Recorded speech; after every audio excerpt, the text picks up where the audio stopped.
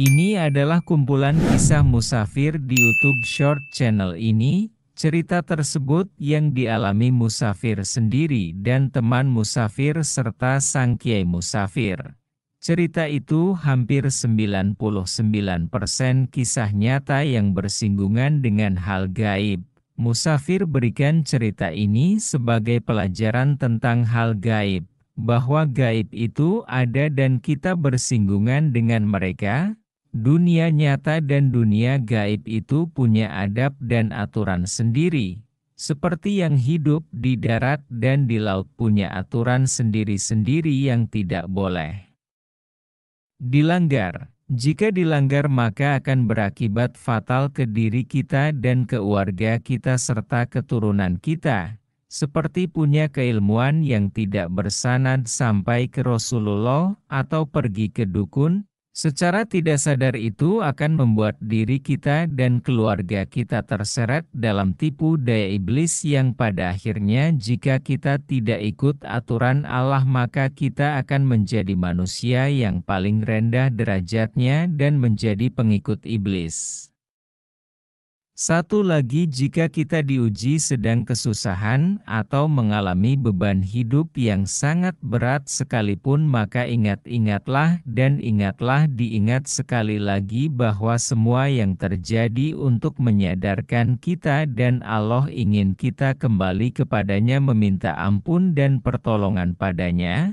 Tidak ada obat yang paling mujarab untuk sakit dan ujian apapun yaitu taubat dan mendekat kepada Allah, maka berhati-hatilah mencari keilmuan dan guru ruhani, hiduplah sewajarnya gak usah yang aneh-aneh dan mintalah perlindungan dan ridho Allah selama kita melakukan ibadah hidup di dunia.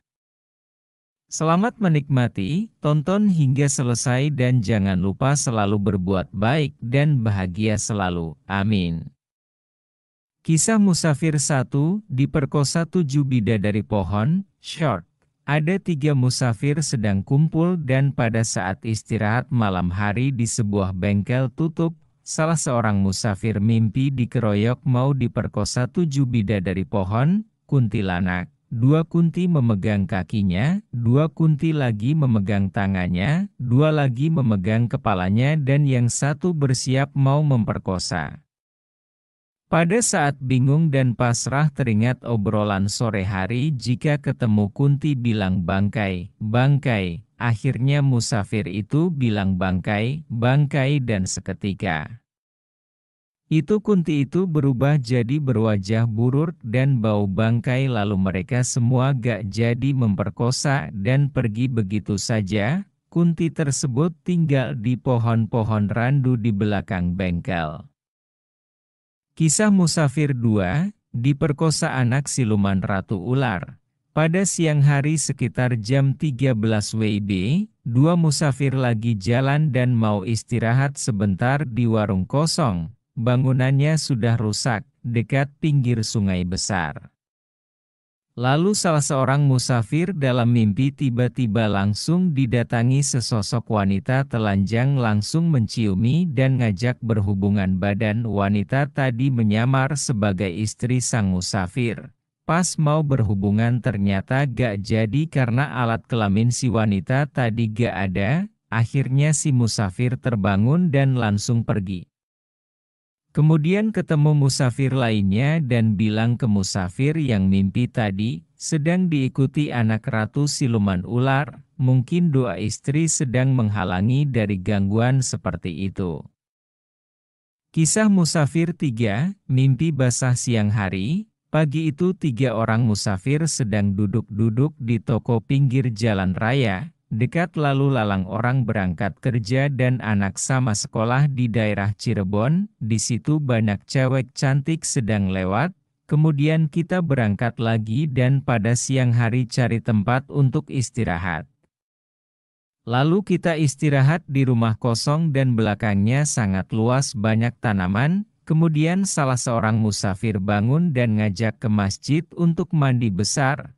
Karena habis mimpi basah diperkosa sama bidadari pohon menyamar wanita cantik Cina kayak zaman kerajaan. Nah mungkin karena pada saat itu sang musafir tadi pas duduk lihatin banyak cewek cantik dengan nafsu akhirnya kebaca sama bidadari pohon. Kisah Musafir 4 Musyolah Angker. 3 musafir sedang melewati desa yang jarak desa satu ke desa lainnya jauh sekali, hanya ada pemandangan sawah dan bukit. 2. Kebetulan sampai sana sudah sore hari, mereka istirahat di musyolah di tengah-tengah sawah sambil nunggu maghrib. Musyolah sangat berdebu seperti jarang dipakai sholat, kemudian mereka sholat maghrib dan isya. Setelah sholat isya, mereka khusus berzikir dan tiba-tiba terdengar suara ledakan keras, ada kayak plafon jatuh, suara genteng jatuh, dan lampu berkedip-kedip. Setelah selesai berzikir ternyata tidak ada barang yang jatuh, lampu normal kembali, kemudian ada sesosok pocong, kemudian ada yang mendengar bisikan agar segera pergi karena makhluk gaib di situ pada kepanasan, dan akhirnya kami melanjutkan perjalanan cari tempat tidur lain. Kisah Musafir 5, tidur dikelilingi lintah. Lanjutan dari Musafir 4, habis dari musyolah melanjutkan perjalanan mencari tempat tidur. Ternyata belum menemukan kampung. Di depan kami lihat ada rumah kosong yang penuh ditumbuhi rumput alang-alang. Karena sudah malam mereka nginap di sana, meski hanya diterangi lampu jalan, mereka lalu membersihkan rumput untuk sekedar buat tidur, lalu mereka tertidur hingga pagi. Sekitar jam 5 pagian sudah mulai agak terang, ketika salah seorang bangun dan melihat di kelilingi lintah yang sangat banyak melingkari mereka yang berjarak 20 cm. Alhamdulillah diberikan keselamatan oleh Allah.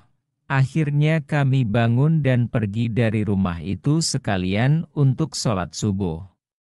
Kisah Musafir 6, mendoakan orang gak bisa buang air kecil.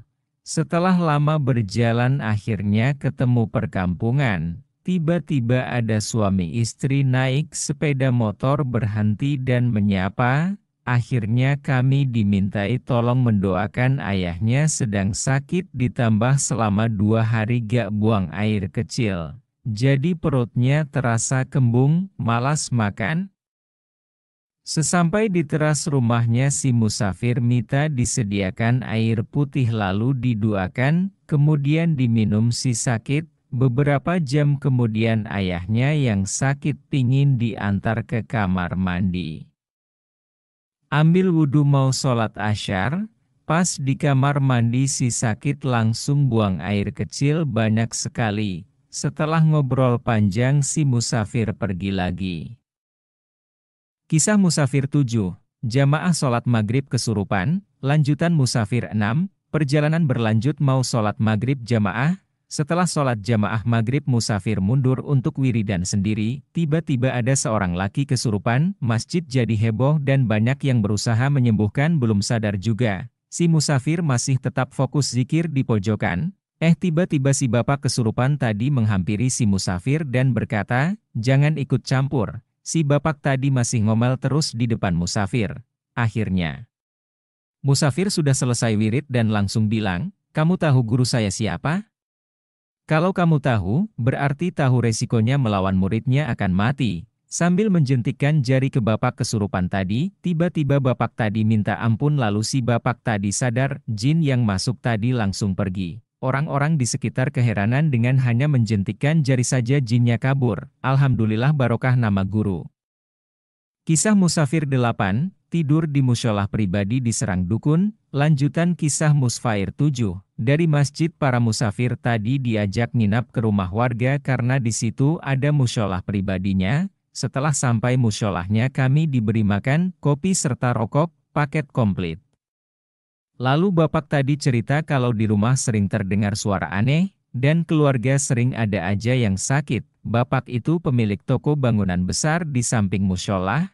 Pada saat mau tidur ada serangan dari dukun menghantam dada para musafir terasa sesak susah bernafas, lalu ditarik serangan tadi dan dikembalikan ke dukunnya, serta menghajar dukunnya dari jarak jauh. Alhamdulillah sakit sesak hilang dan bisa tidur nyenyak. Besok pagi diceritakan ke bapak yang punya rumah tadi dan bilang, Terima kasih, sampai saat ini jika ada musafir, mesti disuruh nginap di musholah Bapak tadi. Kisah Musafir 9, ciri-ciri musafir sejati. Musafir sejati sesungguhnya belajar sepenuhnya menyerahkan diri dan ridho atas ketentuan Allah. Jadi pada umumnya musafir yang ditemui hanya membawa baju compreng dan baju sholat, serta KTP saja. Mereka tidak membawa uang sepeser pun, tidak boleh minta kepada siapapun kecuali Allah.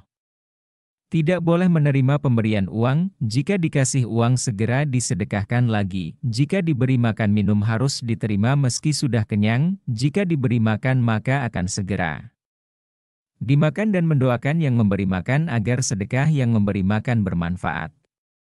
Jadi bila ketemu dengan seorang musafir dengan ciri-ciri di atas langsung aja kasih dia makan minum atau rokok aja, minta doa ataupun tidak sama saja.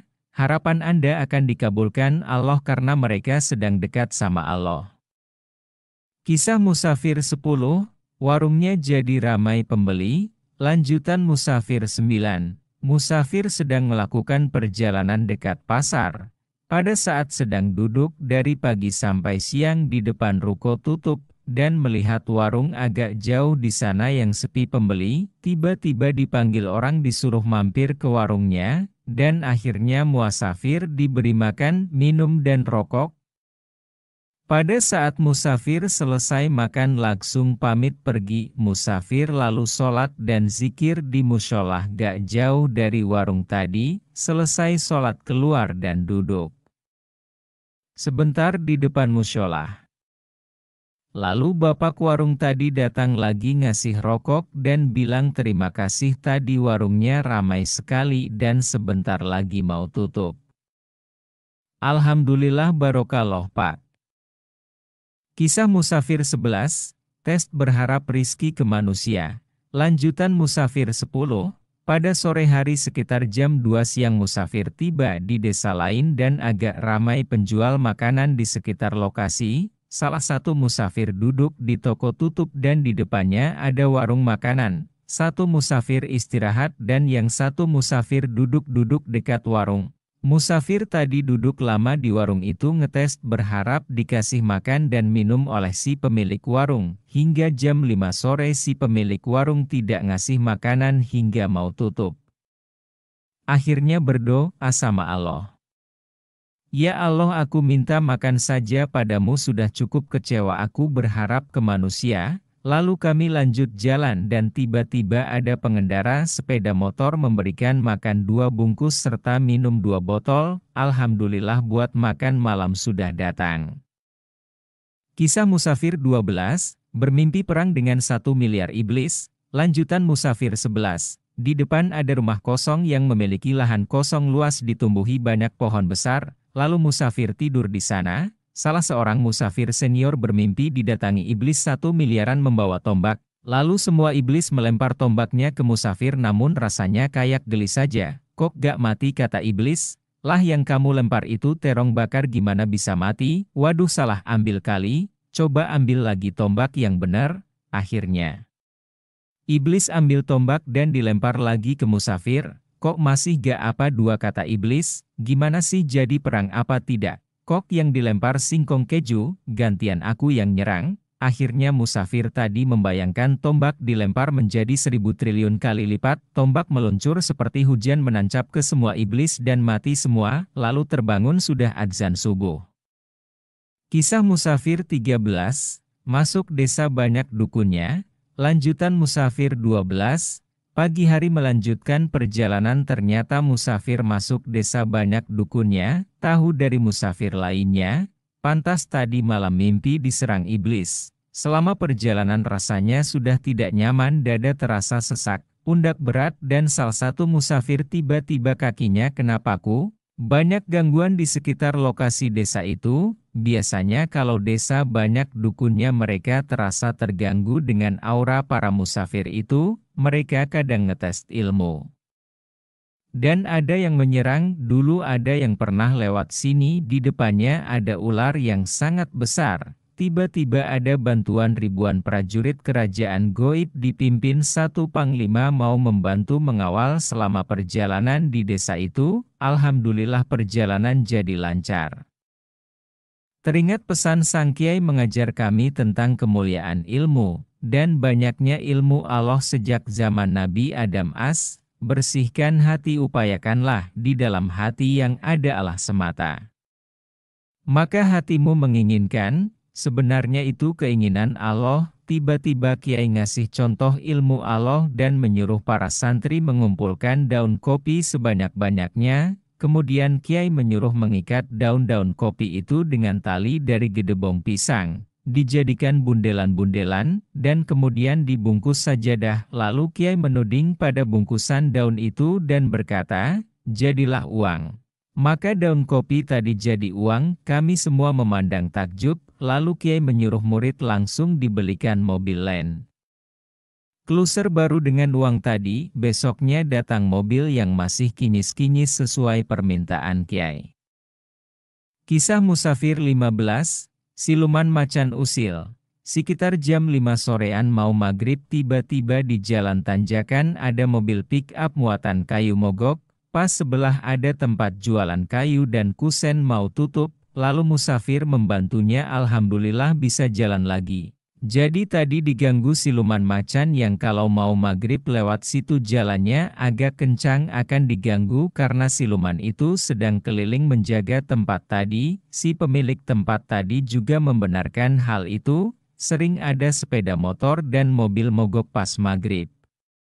Tiba dan ternyata siluman itu ditugaskan menjaga tempat itu dan si pemilik, karena tempat itu ada sesuatu dan si pemilik sering disantet orang untuk menguasai tempat itu. Di tempat itu juga ada siluman ularnya, akhirnya kami pun disuruh tidur di tempat itu. Kisah Musafir 16, membantu orang kena santet. Lanjutan Musafir 15. Malam harinya si pemilik tempat usaha kayu dan mebel tadi ngobrol bareng. Si pemilik usaha tadi kaki kanannya bengkak dan agak luka. Sakit yang dialami sudah 1 tahun, sudah ke dokter namun kambuh terus. Kata dokter sakit diabetes. Setelah dicek ternyata ada orang yang mengirim santet ingin menguasai tempat itu dengan membuat sakit si pemilik tempat. Di tempat itu ada sesuatu yang berharga hingga dijaga siluman macan musafir. Akhirnya mengobati sakit kakinya dan rasanya agak mendingan. Yang tadinya jalan dibantu orang sudah bisa jalan sendiri meski agak pincang karena sudah luka-luka, tinggal penyembuhan luka medisnya saja. Kisah Musafir 17, Macan Kumbang Penasaran. Perjalanan selanjutnya masuk hutan pinus.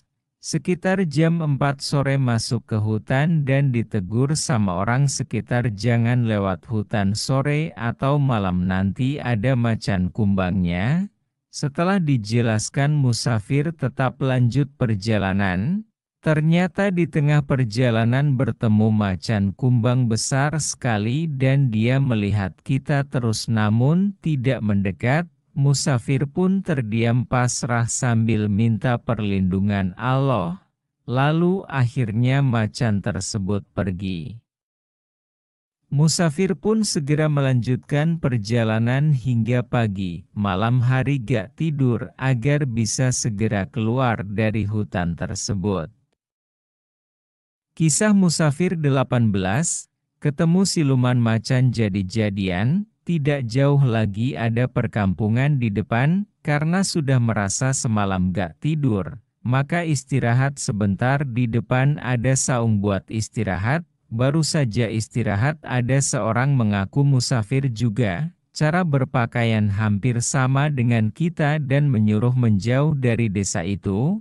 Alasannya itu wilayah mereka mengaku adalah asli penduduk sini, jelmaan dari orang zaman dulu yang dikutuk jadi siluman macan, sambil menunjukkan ekor di belakangnya dan disuruh pegang ekornya dengan menarahkan tangan musafir ke ekornya yang mirip dengan ekor macan. Si musafir bilang tetap lanjut perjalanan, tiba-tiba ditodong sama pisau akan dibunuh jika melanjutkan perjalanan.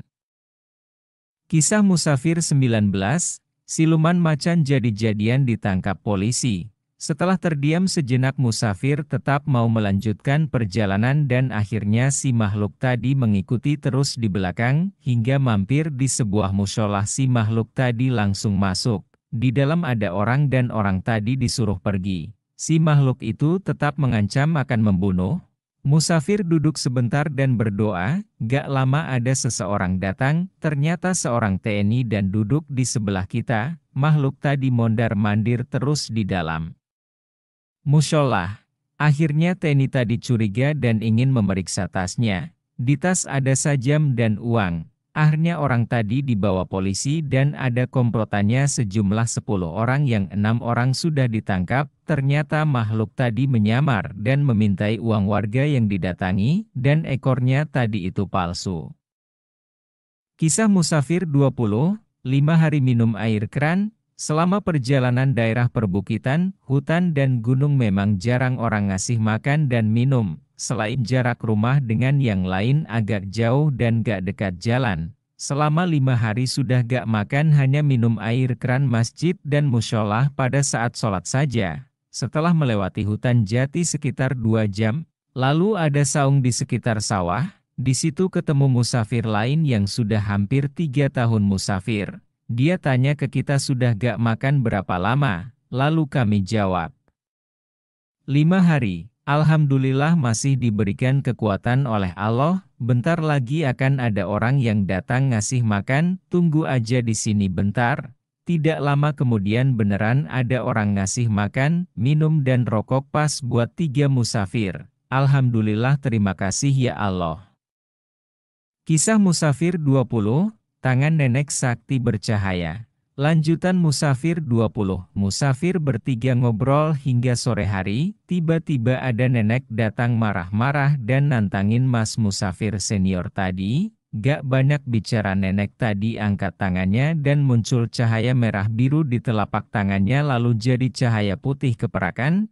Wah, itu ilmu Saripati Banaspati, bisik musafir senior. Si musafir senior hanya komat kamit aja. Lalu cahaya tadi dihantamkan ke dada musafir senior, namun cahaya tai mau sampai dadanya. Langsung lenyap. Musafir senior hanya ucap batin, aku tidak bisa apa-apa, yang sakti cuma Allah, kalau mau nyerang seranglah Allah. Tiba-tiba nenek tadi terpental dan menggelinding muntah darah. Akhirnya nenek tadi minta ampun dan pergi.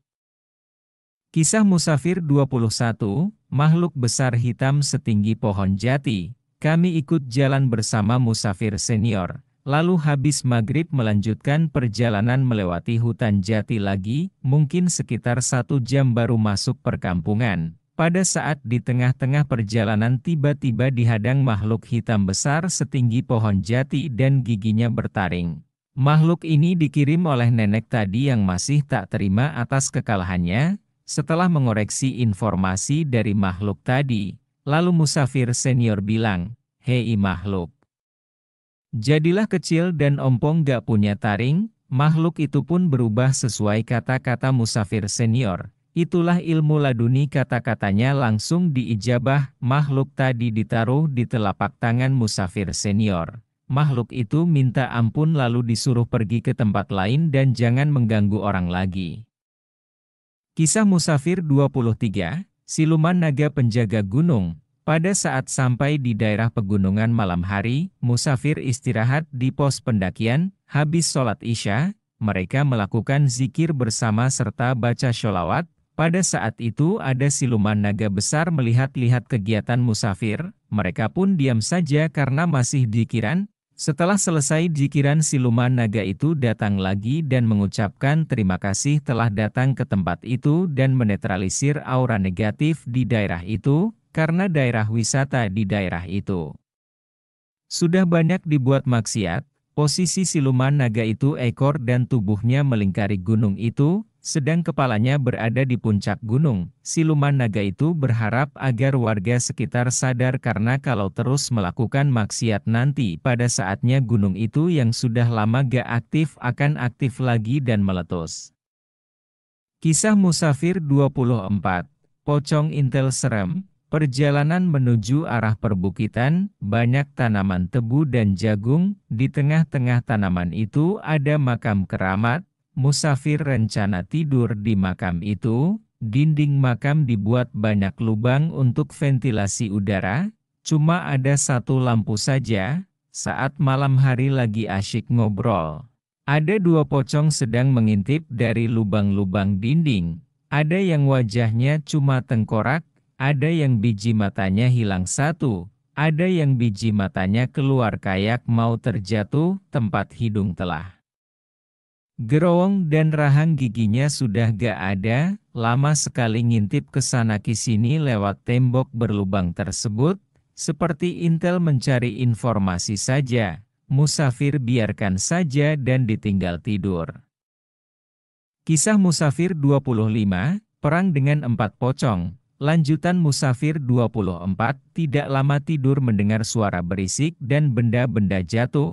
Ternyata sudah ditunggu 4 pocong seram mau menyerang. Karena merasa terganggu atas keberadaan Musafir, makam keramat itu dimintai banyak orang berbuat syirik. Kebetulan pada saat itu ada pisau panjang mungkin milik para petani. Pisau dikasih energi asma dulu biar bisa melawan keempat pocong tersebut.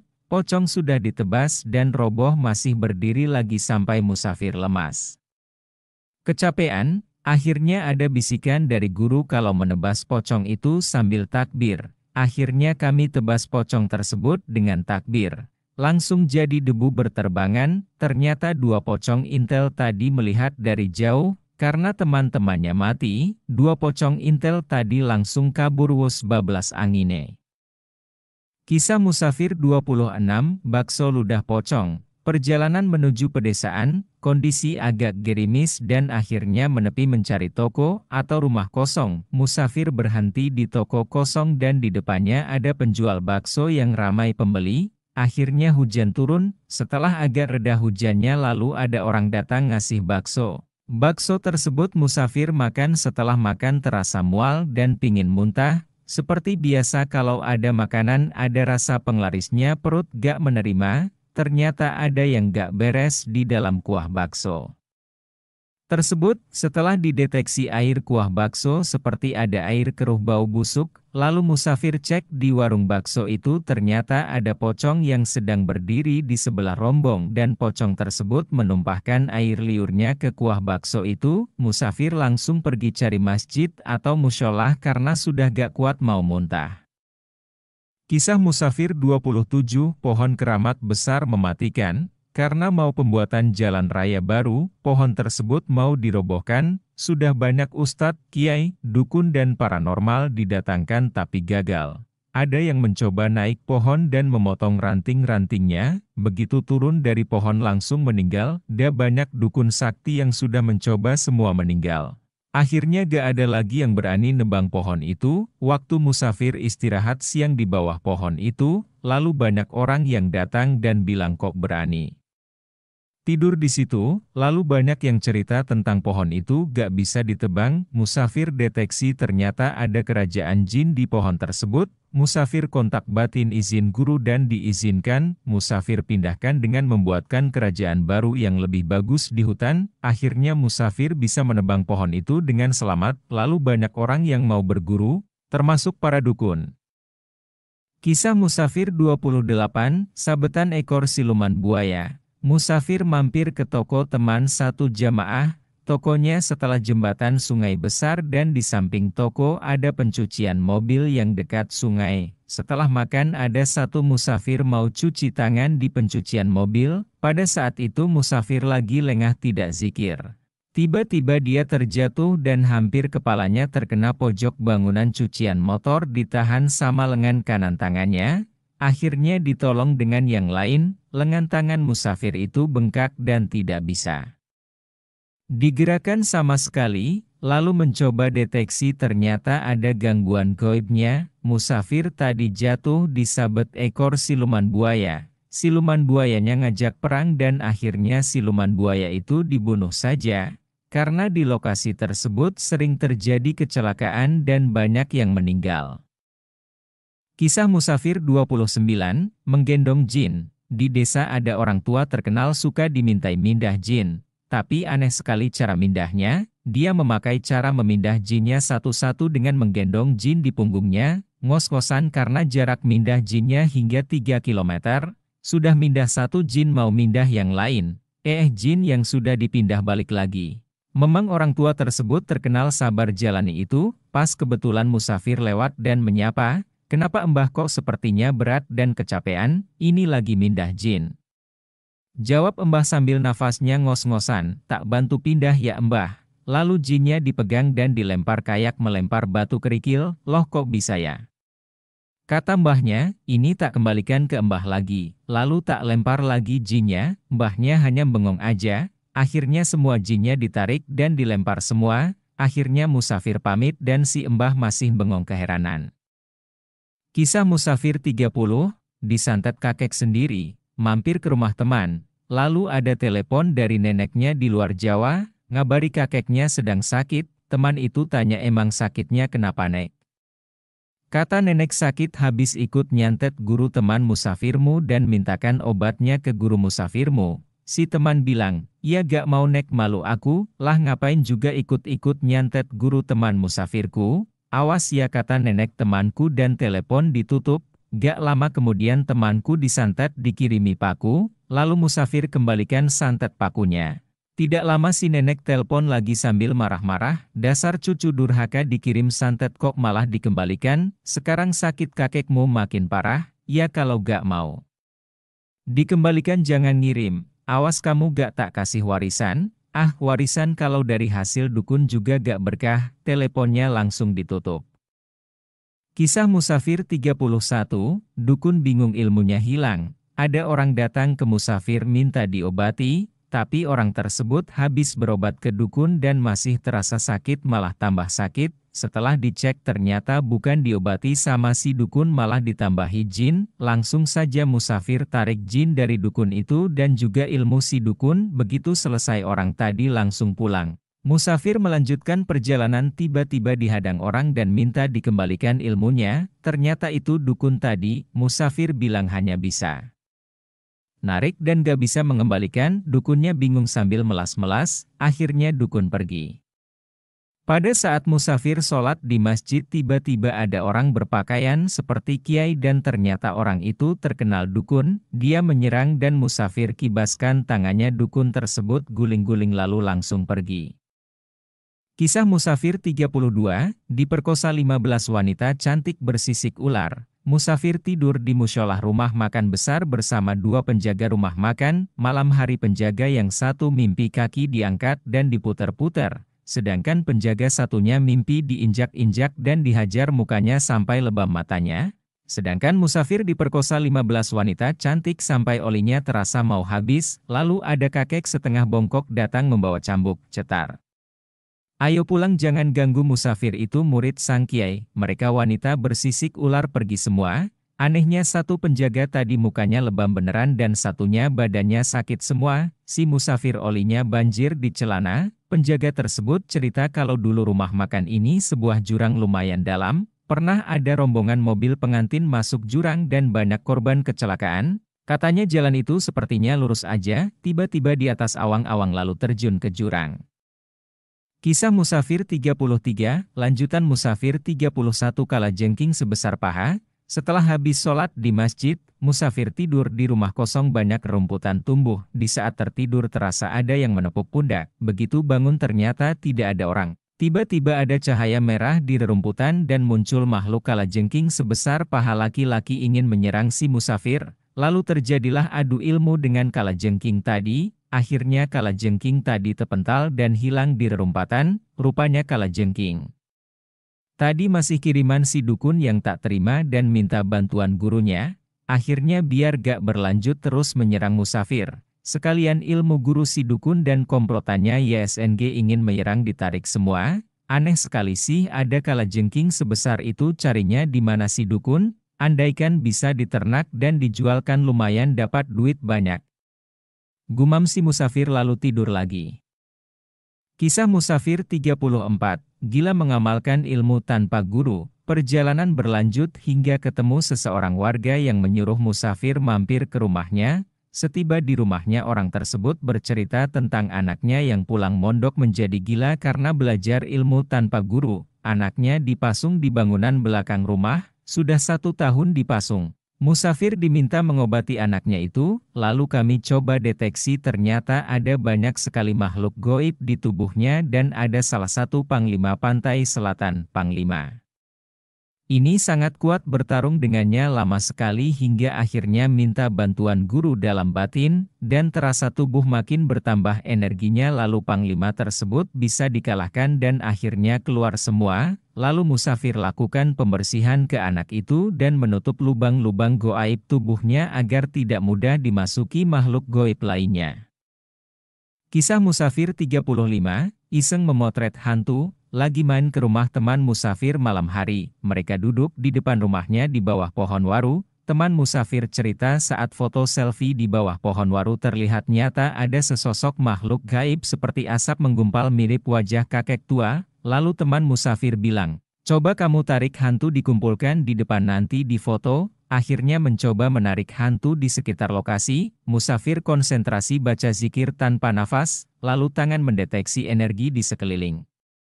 Yang terasa seperti kesemutan atau ada angin tebal di telapak tangan lalu ditarik dan ditaruh depan. Nah itu sudah di depan coba difoto. Setelah beberapa foto ternyata ada 7 penampakan salah satunya kakek tua tadi. Ada yang wajahnya separuhnya lagi tengkorak, ada matanya tidak ada, mulutnya separuh bertaring, matanya merah, rambut panjang dan wajahnya pucat, serem banget. Kisah Musafir 36, guling pocong. Musafir diajak mampir sama warga di pos jaga sambil lihat televisi ngobrol sama warga. Kata warga perumahan itu sering terjadi penampakan ditambah 1 minggu yang lalu ada 1 keluarga meninggal semua habis kecelakaan mobil, kondisi perumahan makin serem aja. Pada saat sedang jaga ada warga lari kencang ketakutan melewati pos sampai gak lihat di pos ada yang jaga, lalu ada yang ngejar warga tersebut. Ceritanya orang tadi lihat televisi di kamar sendirian, lalu terasa ngantuk mau tidur. Pada saat pegang guling kok terasa aneh, warnanya kok putih dan pas di balik gulingnya duar. Orang tersebut langsung terkejut sampai loncat dari kamar tidur. Lari sekencangnya sambil nabrak pintu dan barang-barang di rumah, hingga lari keluar. Orang tersebut gak berani pulang. Akhirnya musafir antar sama warga dan membersihkan pocong tadi serta hantu sekitar perumahan. Kisah Musafir 36, penjaga uang gaib, bertemu dengan 3 orang dan yang 2 orang Cina. Kata mereka di bawah rumahnya ada uang gaib, namun sudah berusaha diambil dan habis uang banyak. Uang itu masih belum bisa diwujudkan, orang tadi minta dibantu, lalu setahu musafir jelaskan kalau mau mewujudkan uang gaib ada 2 cara. 1 dengan cara kekuatan Allah namun prosesnya lama, 2 dengan kekuatan iblis prosesnya cepat namun ada nyawa yang dikorbankan, lalu biar jelas musafir panggil penjaga uang gaib pakai mediuman. Kamu benar penjaga uang gaib itu? Ia jawabnya, itu uang siapa? Itu uang kami dari bank gaib, uang itu bayaran kita dari iblis jika kita menyerahkan ruh dan sukma orang yang kena tipu kepada iblis, jadi uang itu apa bisa diambil? Bisa, syaratnya menyetorkan nyawa manusia baru dikasihkan uangnya. Akhirnya jin tadi dipulangkan dan ketiga orang tadi kemudian pamit pergi juga. Kisah Musafir 38, pasar gaib di dalam rumah, ketemu 2 orang dan mengajak ngobrol, mereka bercerita kalau di rumahnya ada harta karun, mereka tahu dari seseorang yang bisa menerawang apalagi di saat orang tadi lagi zikir di rumah itu didatangi sosok hitam besar membawa nampan dan di atas nampan ada patung emas, sebentar saja makhluk itu menghilang. Lalu musafir tarik makhluk itu dan ditanyai, ini benar makhluk yang di rumah orang ini? Benar, saya tinggal di rumah itu kata makhluk itu. Apa benar ada harta karun di rumah itu? Bukan harta karun, di rumah itu ada pasar gaib, semacam tukar-tukar barang gitu, kata makhluk itu. Lalu kenapa menampakkan diri saat mereka zikir? Oh, itu hanya menggoda saja agar tidak zikir di situ, harta gaibnya boleh diambil, boleh kalau musafir menginginkan, ya udah kamu balik lagi. Kisah Musafir 39, tempat usaha ditutup gaib. Pada saat istirahat di sebuah tempat permainan, musafir merasakan energi negatif, lalu musafir deteksi bahwa tempat usaha itu sepi dan tidak ada pengunjungnya karena telah ditutup gaib oleh dukun disuruh orang yang tak suka dengan pemiliknya. Musafir langsung membersihkan gangguan gaib itu, beserta membereskan dukunnya. Karena musafir kurang suka orang yang menghalangi rizki orang pakai dukun, tiba-tiba ada sesosok gaib kakek tua datang menghampiri. Mengucapkan terima kasih telah dibersihkan gangguan gaibnya, kakek tersebut mengaku kakek dari si pemilik tempat itu, cucu kakek tersebut sudah minta bantuan kemanapun tidak ada hasilnya, lalu saya bilang coba dibisiki tempat ini besok dibuka lagi kek. Baik ger, akhirnya kakek pergi. Setelah 3 hari musafir lewat tempat permainan itu alhamdulillah ramai pengunjungnya. Kisah Musafir 41, keranda mayat di masjid bergoyang. Saat malam hari musafir tidur di toko yang sudah tutup dan di depan toko ada masjid, sekitar jam 22 WIB musafir masuk masjid untuk sholat dan zikir malam.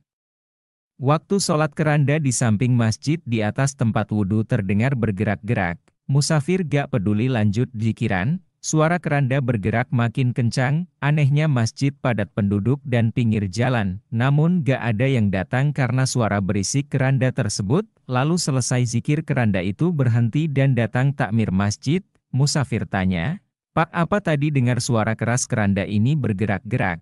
Saya gak dengar Kang, tapi memang kata orang-orang sering cerita keranda itu sering bergerak sendiri, akhirnya saya deteksi ternyata ada pocong di keranda tersebut.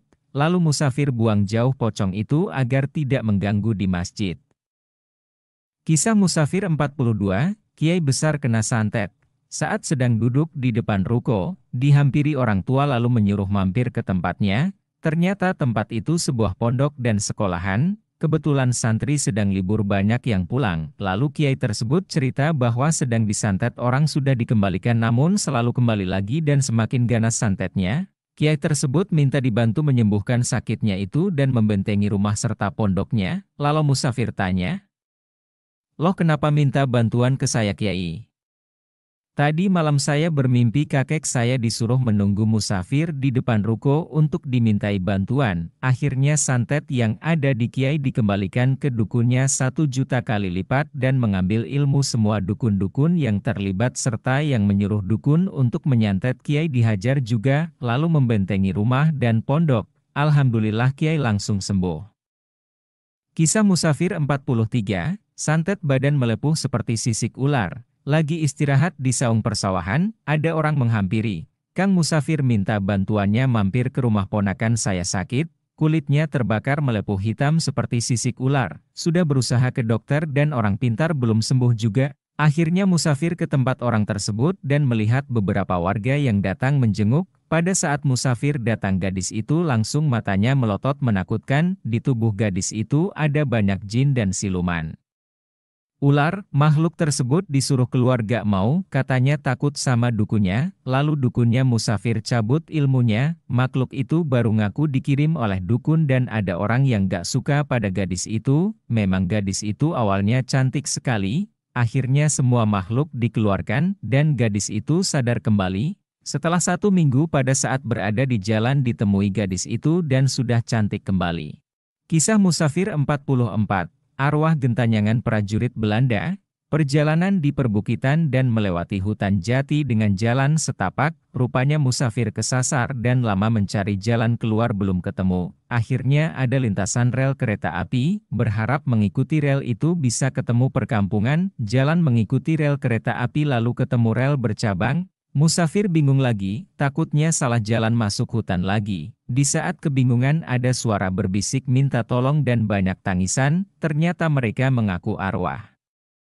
Gentanyangan prajurit Belanda yang mati dibuang di sekitar area itu, katanya ada sekitar 500 arwah. Arwah prajurit itu minta disempurnakan dan meminta maaf karena dulu pernah menjajah Indonesia.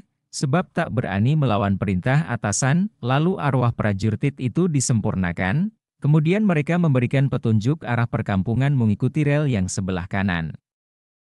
Kisah Musafir 45, Sekolah Madrasah Angker. Malam hari Musafir tidur di sekolah madrasah, teringat ngobrol sama warga sekitar di siang hari. Kalau madrasah ini angker, di sebelah ada rumah kosong yang penghuninya meninggal semua secara bergantian dengan selang waktu yang singkat. Ada anak gadis kecil mati tercekik main di sekitar madrasah, ada remaja lewat di madrasah malam hari pulang kakinya pincang, dan banyak kejadian lainnya. Di saat sedang tidur Musafir diganggu dan ternyata yang ganggu arwah.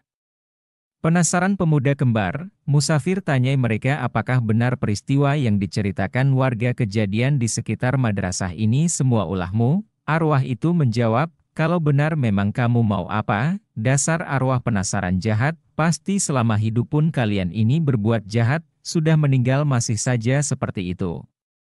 Akhirnya arwah jahat itu dimusnahkan saja karena disuruh taubat gak mau. Kisah Musafir 46, Sumur Makam Angker. Siang hari Musafir istirahat di sebuah punden, tempatnya sejuk dan dingin meski siang hari. Punden itu letaknya di tengah-tengah dikelilingi oleh makam warga. Di pintu masuk makam ada sumur dan di belakang sumur ada pohon beringin sangat besar usianya sudah ratusan tahun, hingga daunnya di atas menaungi punden. Sumur di punden itu tidak pernah kering walau musim kemarau, tidak peduli siang atau malam sumur ini selalu didatangi orang untuk mengambil air, apalagi petani sayur setempat, mengingat sumur yang lain kering, dan pasti di musim kemarau, akan ada cerita-cerita aneh, dari orang yang tunggang langgang melihat hantu saat mengambil air di malam hari, ada yang melihat orang hitam tinggi 3 meter, ada yang melihat pocong, ada yang melihat kuntilanak tertawa, ada yang melihat orang menggantung di pohon beringin. Kisah Musafir 47, Jembatan Angker di Magetan. Musafir kalau lewat jembatan itu selalu membuat bulu merinding. Diceritakan sejak awal membangun jembatan ini mengakibatkan banyak korban, entah tertumbuk palu paku bumi hingga kejadian janggal lainnya. Kejadian janggal yang pernah terjadi adalah beberapa pengendara yang kerap mendapatkan penumpang dadakan saat melewati jembatan angker ini. Seorang pengendara motor dibuat bingung saat melewati jembatan ini, jalan yang seharusnya lurus terlihat seperti belok alhasil, sang pengendara pun hilang kendali yang mengakibatkan kecelakaan tunggal. Penampakan makhluk lain seperti kuntilanak yang menaiki motor, dihadang kuntilanak, hingga pocong yang muncul dari pantulan kaca spion. Masyarakat setempat menyebut, jika melintasi jembatan ini sebaiknya membunyikan klakson sebagai tanda permisi agar tidak diganggu. Kisah Musafir 48, seramnya pertigaan jurusan makam. Di pertigaan ini sering terjadi kecelakaan, ada anak taman kanak-kanak yang dihantam mobil dan seketika meninggal di tempat. Juga ada seorang petani yang mau pergi ke sawah ditabrak mobil dan terseret 5 meter, walau tak sampai mati. Ada penjual bakso di pertigaan itu, lalu tukang bakso menghampiri Musafir dengan bawa bakso. Tukang bakso itu pun cerita kalau malam hari terasa merinding di pertigaan ini. Oh, itu Kang, ada kunti lagi duduk, wajahnya seram penuh dengan ulat-ulat yang keluar di atas rombong akang. Waduh, bisa diusir Kang, bisa Kaang, lalu kontak batin sama si kunti. Katanya dia jadi arwah penasaran, matinya karena jarum susuk penglaris yang dimasukkan ke dagu jadi infeksi dan meninggal, kuburannya pun sampai meledak melempar jasadnya, hingga paginya warga menemukan kuburan terbuka dan mencari jasadnya tidak ketemu. Kunti minta disempurnakan lalu pergi. Kisah Musafir 49, Tuyul meresahkan warga. Daerah perumahan di Jawa Timur. Pada saat itu banyak warga yang cerita kehilangan uang, bahkan siang hari juga kehilangan uang yang baru saja ambil dari ATM, uang yang diambil kisaran 50.000 dan 100 Rp. Akhirnya Musafir deteksi dan menangkap tuyul itu. Tuyul yang terkuat dari bayi bajang yang ditangkap, lalu tuyul itu mengaku bahwa pemiliknya itu warga kampung seorang nenek-nenek yang kehidupannya miskin, bahkan tuyul tersebut sampai meminta jangan diapa. Apakah nenek itu kasihan gak punya uang, hidupnya miskin sekali? Kamu kenapa kok tahu warga yang kamu curi uangnya itu banyak uangnya? Iya, saya tahu dan juga sudah dikasih tahu sebelumnya sama nenek itu, nenek itu sebelumnya keliling cari informasi dulu di tempat yang akan dicuri uangnya, akhirnya tuyul tersebut dimuslimkan dan dilepas ikatannya dengan dukunnya agar tidak mencuri lagi. Kisah Musafir 50, pos ronda berhantu, malam ini mau tidur di pos ronda. Sambil duduk santai tapi aura negatif sungguh terasa, lalu musafir keliling sekitar pos ronda. Ternyata di belakang pos ronda ada makam yang dikeramatkan dan di depan yang tertutup tembok separuh ternyata pemakaman umum. Di makam keramat tadi banyak dihuni jin dan hantu. Mungkin hantunya kerasan di situ karena kalau banyak yang datang ziarah bagi mereka banyak makanan. Lalu ada salah seorang warga datang, menyapa lalu nanya, "Apa gak takut tidur di pos ini?" Aku jawab tidak pak. Lalu bapak tadi cerita bahwa di pos ini dulu sering dibuat jaga, kumpul dan rapat warga. Namun karena sering banyaknya penampakan genderuwo, kuntilanak, pocong akhirnya pos jadi sepi. Oh, nanti pos ini pagari gaib saja dan dikasih tanda khusus agar hantunya nanti gak berani menampakkan lagi dan pos ini bisa dimanfaatkan lagi oleh warga. Kisah Musafir 51, jin penunggu rumah kosong marah besar. Siang hari dimintai bantuan membersihkan rumah kosong. Rumahnya itu sudah bertahun-tahun tidak ditempati, rencananya mau ditempati, lalu membersihkan rumah itu dengan menyiramkan air asma ke seluruh rumah. Habis maghrib kejadian aneh sering terjadi di jalan depan rumah itu. Ada sepeda motor saling tabrakan sampai orangnya jatuh terseret beberapa meter. Gak lama ada lagi kecelakaan tabrakan lagi hingga beberapa kali, sampai ada ibu-ibu menggendong anak kecil terjatuh hampir kepalanya mengenai batu, merasa ada yang tidak beres. Lalu musafir tarik semua makhluk gaib di sekitar lokasi kecelakaan dan dirantai lalu dibuang, lalu masuk rumah itu zikiran dan magar gaib. Sedang zikir internet di atas terasa bergoyang seperti diinjak-injak sesuatu. Besok pagi cek di atas internet yang bergoyang ternyata ada wujud keris kecil dan batu akik tanpa emban. Kisah Musafir 51, genderuwo mewujud suami orang. Saat ngobrol sama warga ada seorang bapak-bapak bercerita katanya di saat dia pergi kerja keluar kota, katan istrinya besoknya ku balik ke rumah dan bilang ada yang ketinggalan di rumah. Ya untungnya gak lama dia keluar lagi, namun malam hari dia sering bermimpi denganku berhubungan. Lalu bapak itu tanya ke musafir apa bisa itu yang menyamar menjadi bapak tadi. Lalu musafir deteksi di rumahnya itu ada genderuwo dia suka menyamar jadi bapak, dia tinggal di pohon sawo depan rumah bapak. Pas di jalan suatu daerah genderuwo itu ikut istri bapak dan menempati pohon sawo itu. Lalu gimana mas, apa bisa diusir genderuwonya? Bisa. Akhirnya genderuwonya diusir dan dibersihkan juga istrinya dari efek negatifnya. Lalu pohonnya apa bisa ditebang mas? Besok pagi ditebang aja, biar gak jadi pikiran kalau tinggal kerja keluar kota. Kisah Musafir 53, ditabrak jin yang sangat kuat. Saat jalan pulang melintasi rel kereta api bersama teman, tiba-tiba badan terasa ditabrak makhluk tak kasat mata hingga terpental. Makhluk tadi seperti bayangan hitam tak terlihat wajahnya dan rasanya makhluk tadi ingin menguasai tubuh musafir. Selama setengah jam rasanya bertingkah nendang sana nendang sini.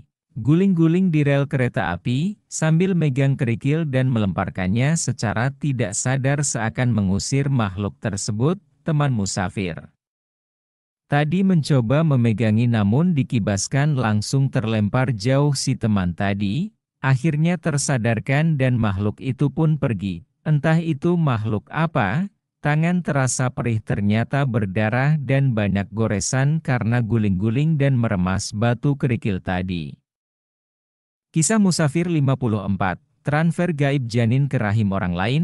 Ada ibu-ibu cerita yang awalnya cek ke dokter masih ada janin berumur 4 bulan. 2 minggu kemudian kontrol ke dokter lagi janinnya hilang. Kata dokter janin tidak tumbuh dan harus dikiret 2 minggu lagi, ibu tadi minta tolong minta dicek. Lalu musafir cek batin dan ternyata ada orang yang belum punya keturunan minta bantuan dukun untuk mentransfer gaib janin ke rahimnya. Musafir mencoba bantu dengan membayangkan saja secara gaib janin itu ditarik dan dipindahkan ke rahim ibu tadi, meski nanti janin bisa dikembalikan, namun karena masih kecil janinnya kemungkinan ada 2 faktor. Kalau rizkinya janin tetap hidup, kalau belum rizkianya janin itu meninggal di dalam perut ibu tadi, si ibu pun mengikhlaskan asal janin sudah kembali. 2 minggu kemudian cek ke dokter, janinnya ada di rahim namun meninggal dan harus dilakukan kiret.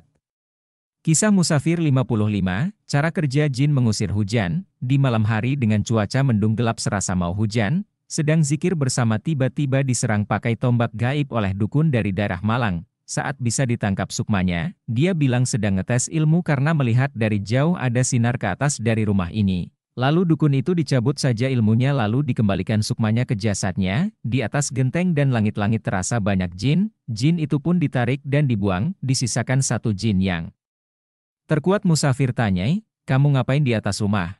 Saya lagi disuruh dukun buat mengusir mendung agar tidak hujan. Tetanggamu ada hajat nikahan, biar gak hujan dan tamunya banyak. Memang gimana kamu caranya ngusir mendung? Ada yang bawa obor api agar panas dan ada yang bagian mengipasi mendung agar menjauh. Lah sekarang gimana? Ya gak bisa, golongan kami kamu buang semua. Besok hujan deras sekali. Waduh gak enak sama tetangga ini. Ya wes pulang aja kamu jin. Kisah Musafir 56, mengoperasi sakit batu ginjal dengan imajinasi. Malam hari sedang di rumah teman satu jamaah, lalu teman tadi ditelepon ibunya bahwa adiknya sedang di rumah sakit. Besok siang mau dioperasi, ibunya minta bantuan dana, lalu teman tadi bingung karena gak punya uang untuk bantu ibunya. Lalu Musafir bilang coba kita obati aja dari sini dengan imajinasi digabung sama doa. Telepon ibumu sekarang agar adikmu duduk menghadap kiblat dan menyiapkan air mineral 1,5 liter di depan adikmu. Setelah semua siap, lalu teman saya duduk saling berhadapan dengan Musafir dan membayangkan di tengah adalah adiknya, lalu konsentrasi mencoba menarik batu ginjal adiknya. Setelah selesai ditarik penyakitnya, lalu mentransfer energi ke air mineral. Alhamdulillah langsung reaksi adiknya buang air besar seperti darah menggumpal keluar dan besok paginya dicek dokter dikatakan sudah sembuh total dan gak jadi operasi. Kisah Musafir 58, siluman babi. Awal mula jadi babi ngepet, ada warga cerita bahwa 2 hari yang lalu beberapa warga kehilangan uang 100 RB-an yang cukup banyak secara bersamaan. Kalau hari biasanya ada aja yang kehilangan namun tidak seperti 2 hari yang lalu. Lalu coba dideteksi lewat kontak batin menarik pelakunya. Ternyata yang melakukan siluman babi atau dikenal dengan babi ngepet, yang pelihara babi ngepetnya banyak di luar desa itu jadi waktu itu babi ngepetnya ke situ semua untuk mencuri, dan sebelum mencuri si dukun atau yang memelihara babi ngepet survei dulu untuk target mencuri. Setelah dapat target baru babi ngepetnya disuruh mencuri di lokasi sesuai target. Babi ngepet itu dulunya manusia, dia dulu disuruh dukun untuk bertapa di pohon keramat, lalu disuruh mengikuti dukun setelah meninggal malah jadi siluman babi. Akhirnya babi ngepet itu disempurnakan menjadi manusia muslim dan dikasih tugas menjaga desa tersebut.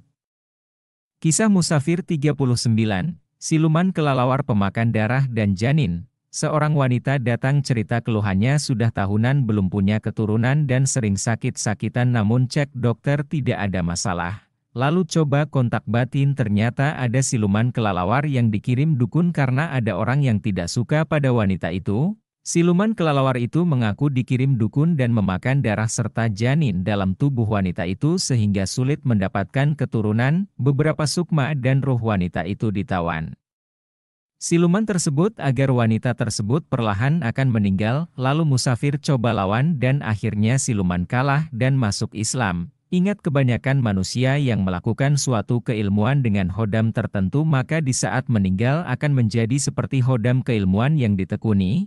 Nanati dijadikan anak buah iblis agar mengajak manusia melakukan hal yang sama dan menyesatkan manusia. Kisah Musafir 60, mati gancet ruh ditawan siluman ular. Lagi rame warga membicarakan ada sepasang remaja KKN yang mati gancet di dekat makam keramat. Letak makam ada di hutan yang angker. Coba kontak batin sama salah satu korban laki-lakinya. Ternyata menurut cerita korban bahwa sekarang ruhnya ditawan seorang ratu yang berada di kerajaan gaib. Kerajaan gaib itu ada di hutan tersebut. Korban meninggal akibat gak percaya gaib dan kemudian masuk ke hutan angker walau sebelumnya sudah dilarang sama warga dan di dekat makam keramat tersebut mereka berdua melakukan hubungan badan dan kemudian alat kemaluan si pria tidak bisa dicabut seperti diikat di dalam kemaluan perempuan, kemudian meninggal langsung di bawah ke kerajaan tersebut. Di alam sana pun korban merasakan kesakitan yang sangat sakit di kemaluannya. Ruh mereka bisa ditawan karena belum waktunya meninggal atau menjadi ruh gentanyangan. Kisah Musafir 61, Hodam keris lepas meresahkan warga. Di suatu daerah ada tempat namanya Barongan atau hutan bambu atau pring. Tempat itu jadi angker dan di sekitar tempat itu banyak terjadi kecelakaan. Ada juga penampakan seer macan, ada mobil yang lewat tiba-tiba mesinnya mati, ada penampakan berwujud ular lewat tengah jalan. Hingga banyak warga yang mencari keilmuan di tempat tersebut. Di saat musafir lewat daerah tersebut dan berhenti sebentar di lokasi, gak lama ada sepeda terjatuh kayak.